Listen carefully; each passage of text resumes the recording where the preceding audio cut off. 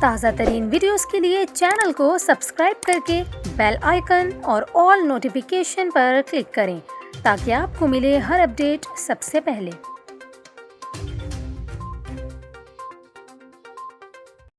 اور یہاں پر آپ کو خبر دیں، ایڈمنسٹریٹر کراچی مرتضی وہاب کا یہ کہنا ہے کہ کراچی کے بند پارکس کو شہریوں کے لیے کھولا جا رہا ہے۔ 3 ماہ میں 17 پارکس کو بحال کر دیا گیا ہے۔ کراچی میں میڈیا سے گفتگو کرتے ہوئے مرتضی وہاب نے کہا کہ چیزیں بہتری کی طرف جا رہی ہیں۔